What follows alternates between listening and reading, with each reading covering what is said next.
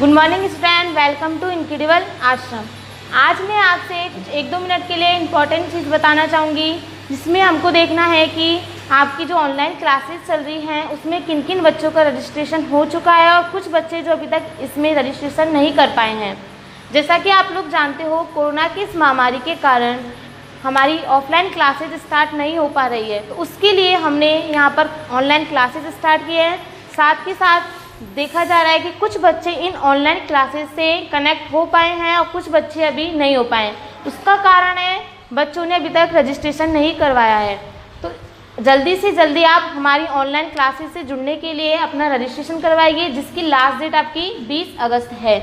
तो जैसा कि आप जानते हो, ऑनलाइन वीडियो में कुछ बच्चों को क्लियर समझ में नहीं आता है या फिर वो नोट्स प्रिपेयर नहीं कर पाते हैं, तो उसके लिए यहाँ पर एक डाउट काउंटर बनाया गया है। साथ के साथ एक लाइव क्लासेस भी शुरू की गई है।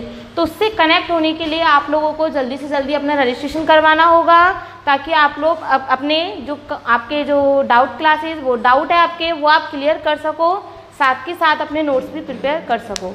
तो आइए अब हम बीएससी फर्स्ट ईयर मैकेनिक्स का जो आपका नेक्स्ट टॉपिक है, प्रणोदित दोलक का विशेषता गुणांक और उसके लिए शक्ति ह्रास क्या होता है, पावर डिसिपेशन। तो जैसा कि आप लोगों ने देखा था, आपके पास ड्राइविंग फोर्स था F equal F0 sign omega T. ये आपके पास क्या था, ड्राइविंग फोर्स, या कह सकते हो अप्लाइड फोर्स, आरोपित बल।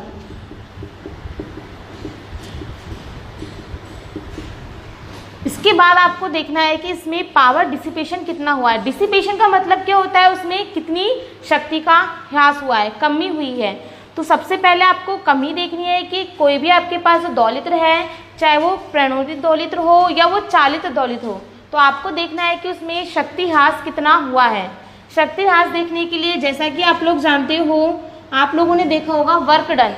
वर्क डन आपके पास क्या होता है, DW इक्वल F मल्टीप्लाई में DX, जहाँ पे आपके पास DX क्या होता है, डिस्प्लेसमेंट, विस्थापन, मल्टीप्लाई में फोर्स। तो ये आपके पास होता है वर्क डन, किया गया कार्य। इसके बाद आपको देखना है कि पावर डिसिपेशन यानी शक्ति ह्रास किया है। तो जैसा कि आप लोग जानते हो, पावर की डेफिनेशन P इक्वल आप जानते हो DW अपॉन में DT। यहाँ पर देखो आपके पास DW इक्वल क्या है, FDX। तो यहाँ पर अगर आप इसको रखोगे तो FDX अपॉन में DT। अब देखो आपको निकालना है पावर में कितनी कमी हो रही है, किसी भी दौलित्र में पावर में कितनी कमी हो रही है। उसको निकालने के लिए आपको क्या निकालना है कि उस दौलित्र का जो वेग है टाइम के साथ साथ कितना चेंज हो रहा है।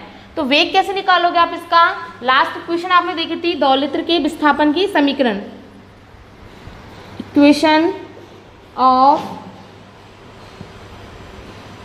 फोर्स ऑक्सीलेटर,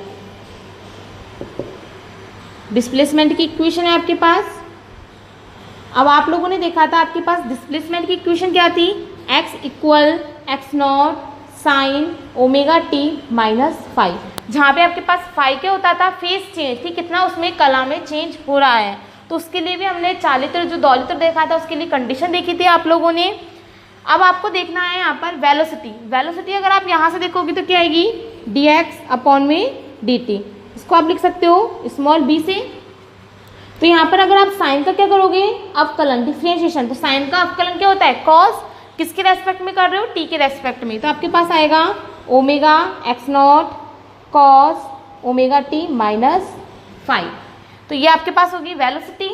साथ के साथ में देखो यहाँ आपके पास x0 क्या होता है, एम्पलीट्यूड, और ये कौन सा एम्पलीट्यूड होता है, मैक्सिमम, अधिकतम आयाम होता है विस्थापन के समीकरण का। तो इसकी वैल्यू भी हमने निकाली थी, आपके पास क्या थी, x0 equal capital F0 upon में m omega not square minus omega का square plus 4r square omega square, इसकी पावर 1/2।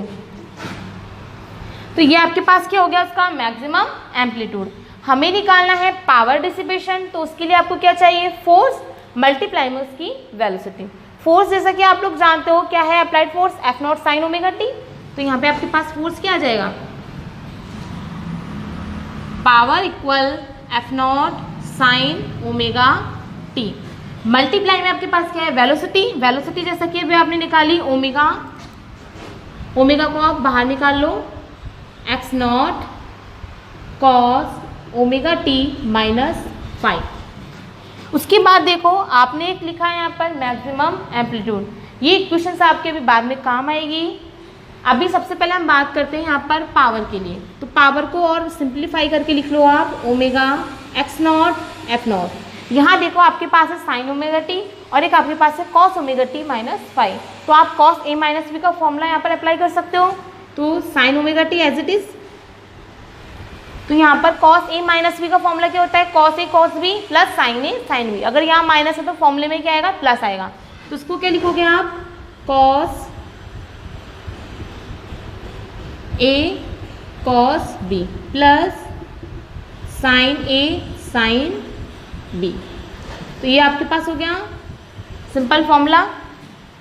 इसके बाद हम बात करते हैं पावर की। तो omega x not F not, इसको क्या लिख सकते हो आप लोग, कॉस फाइव, जो आपके पास ओमेगा टी की टर्म है उसको हम एक साथ लिख रहे हैं, sign omega T cos omega T plus ये भी साइन से मल्टीप्लाई होगी तो क्या हो जाएगा आपके पास sine five as it is, और ये आपके पास हो जाएगा sine square omega T.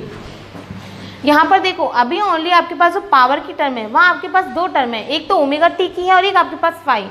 Five आपके पास क्या होता है, फेस में कितना चेंज हो रहा है वो आपको फाइव बताता है।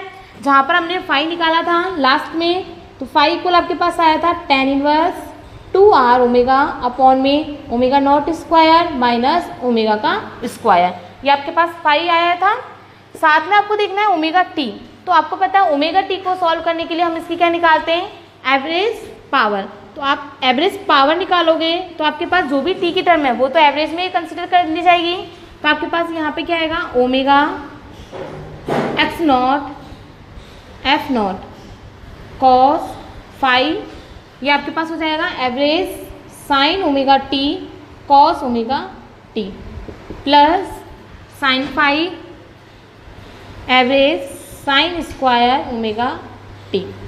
तो यहाँ ओनली आपके पास क्या है कि जो आपके पास टी की जो भी टर्म है उसको हमने एवरेज के फॉर्म में लिखा है। अब जैसा कि आपको मैंने लास्ट लेक्चर में बता दिया है कि कभी भी अगर आप साइन का और कॉस का स्क्वायर फंक्शन का एवरेज निकालोगे तो वो ऑलवेज आपको 1/2 वैल्यू देगा।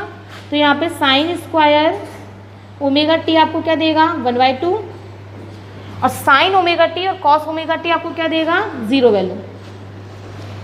साइन ओमेगा टी और कॉस ओमेगा टी क्या वैल्यू देगा, 0। तो यहाँ पर आप देखोगे ये वाली टर्म आपके पास क्या हो जाएगी, 0। तो ओनली सेकंड वाली टर्म बचेगी। तो आपके पास एवरेज पावर क्या आएगी, यहाँ पर लिख लेना एवरेज पावर, माध्य शक्ति।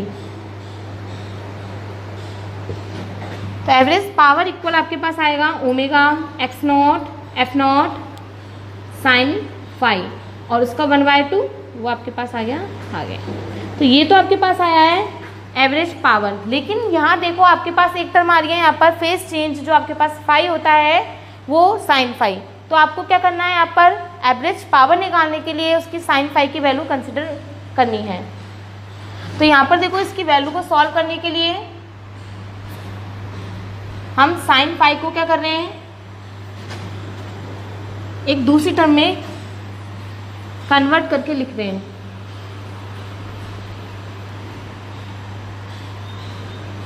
ये टर्म अभी आपके बाद में काम आएगी तो उसको मैं साइड में लिख देती हूँ। X not equal F not upon में M omega not square minus omega का whole square plus 4r square omega square इसकी पावर 1/2। तो जो भी टर्म आपके काम आ रही है उसको मैंने साइड में लिख दिया है। इसके बाद हम निकालते हैं इसकी साइन फाइव की वैल्यू। तो साइन फाइव की वैल्यू निकालने के लिए मैं इसको क्या लिख रही हूँ, tan फाइव अपॉन में 1 प्लस tan स्क्वायर फाइव। अब ये देखो यहाँ पे मैंने साइन की वैल्यू निकालने के लिए इसको tan में ही चेंज क्यों किया है। जैसा कि आप जानते हो अब तक हमने जितना भी फेज में जो रिलेशन निकाला है वो tan में आ रहा है। तो हमें साइन चाहिए तो हम क्या कर रहे हैं, इसको tan में कन्वर्ट करके लिख रहे हैं क्योंकि हमारे पास tan की वैल्यू अवेलेबल है।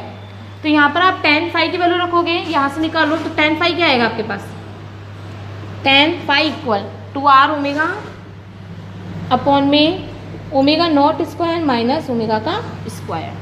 तो ये आपके पास tan फाइव हो गया। यहाँ पे इसको पुट करो, sine five equal 2r omega upon में omega not square minus omega का स्क्वायर, रूट में 1 प्लस 10 का स्क्वायर करोगे 4r square omega square upon में omega not square minus omega square का होल स्क्वायर, क्योंकि अंदर वाली टर्म आपके पास स्क्वायर है तो इसमें एलसीएम लोगे आप तो साइन फाई इक्वल, इसका एलसीएम लोगे आप तो क्या आएगा 2r ओमेगा अपॉन में omega not square minus omega का स्क्वायर, एलसीएम लोगे साथ के साथ आप रूट में से बाहर निकालोगे तो क्या आएगा 1 अपॉन में omega not square minus omega का स्क्वायर, और रूट में आपके पास क्या आएगा omega not square minus omega का whole square plus 4r square omega square. तो ये आपके पास आ गया। यहाँ पर देखो आपके पास ये वाली टर्म कैंसिल हो रही है जो डिनोमिनेटर में है, हर में जो टर्म है, तो आपके पास क्या बचा है sine phi equal 2r omega upon में omega not square minus omega का स्क्वायर, इसका whole square 4r square omega square. तो ये आपके पास आ गया है यहाँ पर साइन फाई की वैल्यू। अब आपको क्या करना है, इस साइन फाई की वैल्यू इक्वेशन फर्स्ट में रखनी है। वो आपके पास क्या होगा पावर डिसिपेशन, किसकी फॉर्म में, एवरेज की फॉर्म में।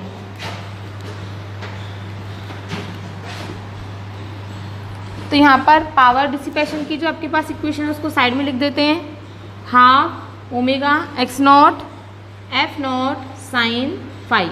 ये आपके पास फर्स्ट इक्वेशन थी।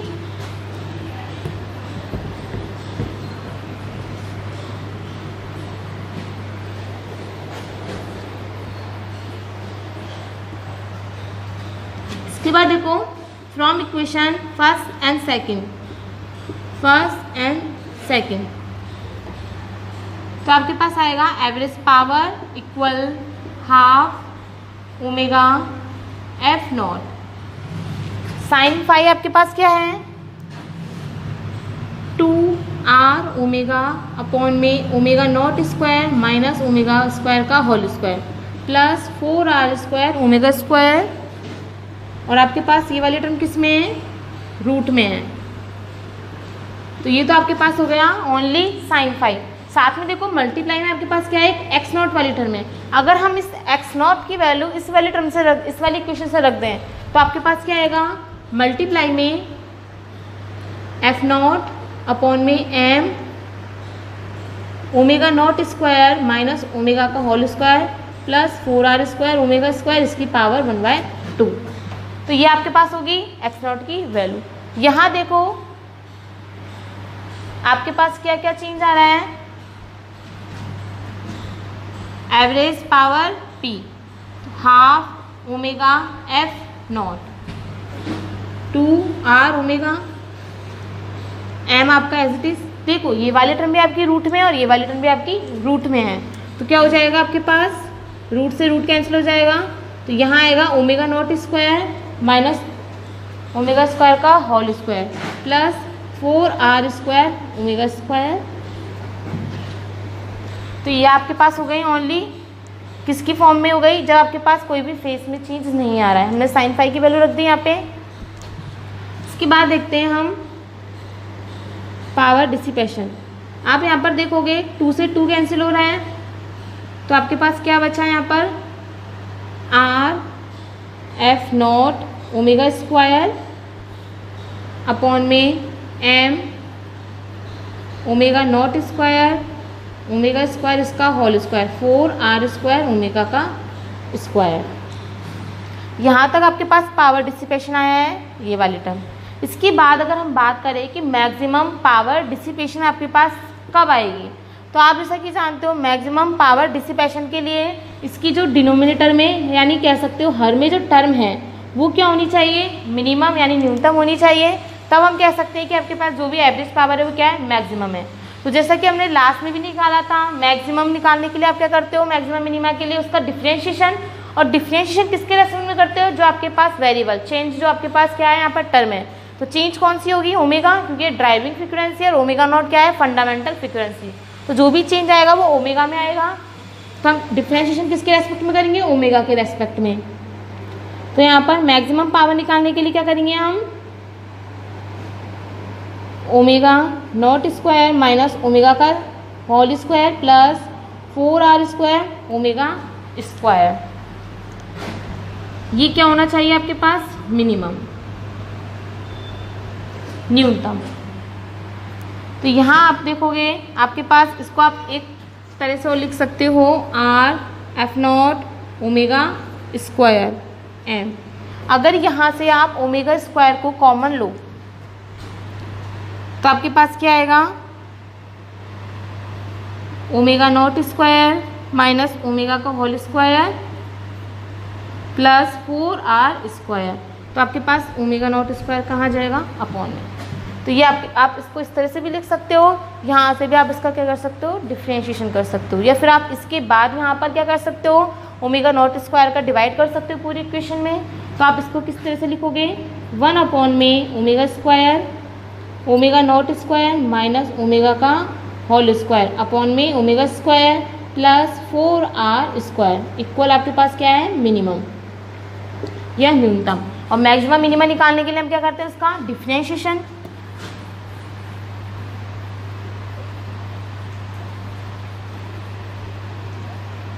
तो इसका डिफरेंशिएशन देखो क्या आएगा आपके पास, जैसे कि हमने लास्ट वीडियो में भी निकाला था।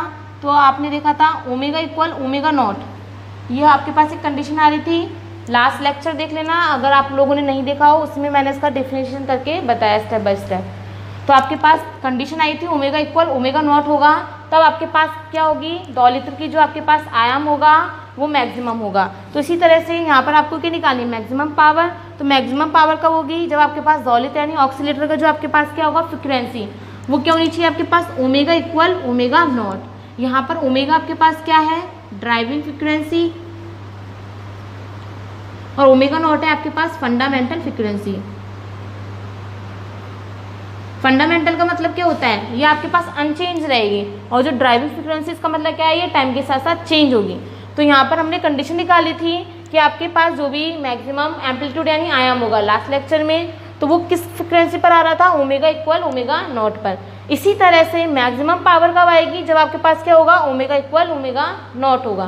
तो यहाँ पर अगर हम निकालें maximum power, then maximum power, तो मैक्सिमम पावर आपके पास क्या आएगी? P का average equal r(f0) omega square. यहाँ पे आपके पास क्या होगा? ओमेगा इक्वल ओमेगा नॉट पर ये वाली टर्म 0 हो जाएगी। तो आपके पास क्या बचेगा यहाँ पर? या फिर आप इसमें भी रख सकते हो m, फर्स्ट टर्म 0 हो जाएगी, सेकंड टर्म बचेगी आपके पास 4r² ओमेगा का स्क्वायर। तो यहाँ आप देख रहे हो ओमेगा से ओमेगा कैंसिल, तो आपके पास क्या बच रहा है?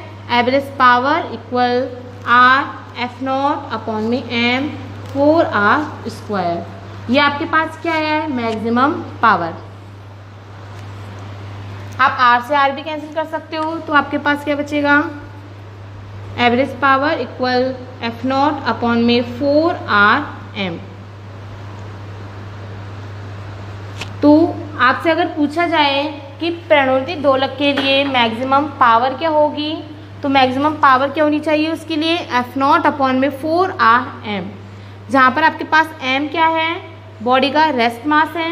f0 क्या है आपके पास? वही कांस्टेंट था, और आपके पास 4r भी क्या था? ये कांस्टेंट था। तो यहाँ पर आपको पता है कि आपके पास जो मैक्सिमम पावर होगी वो क्या रहेगी? आपके पास चेंज नहीं होगी, वो कांस्टेंट रहेगी। तो यहाँ से आप मैक्सिमम पावर निकाल सकते हो किसकी? प्रणोदित दोलक की। उसके बाद इसमें बात आती है आपके पास इसका क्वालिटी फैक्टर। तो क्वालिटी फैक्टर जैसा कि हमने लास्ट लेक्चर में भी देखा था ड्राइविंग के केस में। तो ड्राइविंग के केस में आप लोगों ने देखा था क्वालिटी फैक्टर क्या था आपके पास? क्वालिटी फैक्टर विशेषता गुणांक। विशेषता गुणांक को किससे रिप्रेजेंट करते हैं? Q से। तो Q इक्वल आपने क्या निकाला था वहाँ पे? आपने एक देखा था एनर्जी का एवरेज, और एक आपने देखा था पावर का एवरेज। तो आपके पास जो भी एनर्जी का एवरेज आया है अपॉन में पावर का एवरेज। तो आप लोगों ने लास्ट में निकाला था टोटल एनर्जी निकाली थी लास्ट लेक्चर में। तो वहाँ हमने टोटल एनर्जी निकाली थी kinetic energy plus potential energy. तो वो आपके पास क्या हो जाएगी? एनर्जी का एवरेज अपॉन में आपके पास क्या आएगी? जो एवरेज पावर आपने निकाली है। तो ये आपके पास एवरेज पावर हो जाएगी। तो वो आपके पास क्या हो जाएगा फिर, क्वालिटी फैक्टर। तो क्वालिटी फैक्टर इसमें नहीं पूछा जाता है, ड्राइविंग के केस में क्वालिटी फैक्टर पूछ लिया जाता है। और मल्टीप्लाई में आपके पास यहाँ पर होता है 2π/t। तो क्वालिटी फैक्टर का ओनली फॉर्मूला पूछा जाता है। फॉर्मूला क्या होगा, 2π/t, एवरेज काइनेटिक एनर्जी और प्लस में पोटेंशियल एनर्जी, अपॉन में आपके पास जो भी एवरेज क्या है, पावर है, उसका रेशो, वही आपके पास क्या होगा, क्वालिटी फैक्टर। किसके लिए, प्रेरणोदित दोलक के लिए। इसके बाद इसमें बात आएगी आपके पास किसके लिए, रेजोनेंस फ्रीक्वेंसी क्या होता है। रेजोनेंस फ्रीक्वेंसी लास्ट लेक्चर में आपको बताया था, आपके पास ओमेगा इक्वल क्या है, ओमेगा नॉट। ये आपको क्या मिलती है, रेजोनेंस फ्रीक्वेंसी यानी अनुनादी आवृत्ति ही मिलती है, अनुनादी आवृत्ति। अनुनादी आवृत्ति का मतलब क्या है, इसका ग्राफ आप लोगों ने देखा था, इसका ग्राफ आपको इस तरह से मिल रहा था। यहाँ पर आप लोगों ने देखा था ओमेगा इक्वल ओमेगा नॉट पर आपको क्या मिलती है, मैक्सिमम ही एम्पलीट्यूड मिलता है और मैक्सिमम ही पावर मिलती है। तो यहाँ पर अगर हम अनुनादी आवृत्ति यानी रेजोनेंट फ्रीक्वेंसी की बात करेंगे तो क्या होगी, वही omega equal omega not, resonant frequency.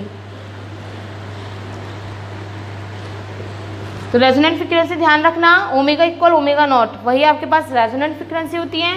और ये आपके पास जो ग्राफ होता है ओमेगा और एनर्जी के बीच में होता है। जैसे जैसे आप ओमेगा की वैल्यू बढ़ाते जाओगे उसके लिए एनर्जी की वैल्यू इंक्रीज होती जाएगी। फिर एक पीक पॉइंट ऐसा आएगा जहाँ पर आपको क्या मिलेगा, ओमेगा इक्वल ओमेगा नॉट, उसको क्या बोलते हैं हम, रेजोनेंट फ्रीक्वेंसी, अनुनादी आवृत्ति। जैसे कि आप देखोगे जब आप ओमेगा की वैल्यू फिर से बढ़ाते हो तो उसमें क्या होता है, एनर्जी में चेंज होता है। और वो चेंज किस तरह होता है कि उसमें एक साथ ही वो क्या होती है, कम होती जाती है, डिक्रीज होती जाती है। तो इस तरह की आपके पास क्या होती है, ड्राइविंग फ्रीक्वेंसी में चेंज आता है। तो इसी को कहते हैं अनुनादी आवृत्ति, ओमेगा इक्वल ओमेगा नॉट। बस इसमें आपका यहाँ पे हाफ नंबर का यही क्वेश्चन पूछा जाता है, अनुनादी आवृत्ति किसे कहते हैं। उसके अलावा हाफ नंबर में क्वालिटी फैक्टर और जो आपके पास क्या है यहाँ पर पावर डिसिपेशन, ये आपका 5 मार्क्स में पूछ लिया जाता है। तो इसी तरह से आपका प्रेरणोदित दोलक का ये टॉपिक कंप्लीट होता है। इसके बाद हम नेक्स्ट लेक्चर डिस्कस करेंगे किसका, LCR सर्किट का। Thanks for watching. अगर आपको वीडियो में कुछ प्रॉब्लम हो या अगर आपको कुछ टॉपिक समझ में नहीं आया हो तो आप कमेंट सेक्शन में कमेंट करके बता सकते हैं।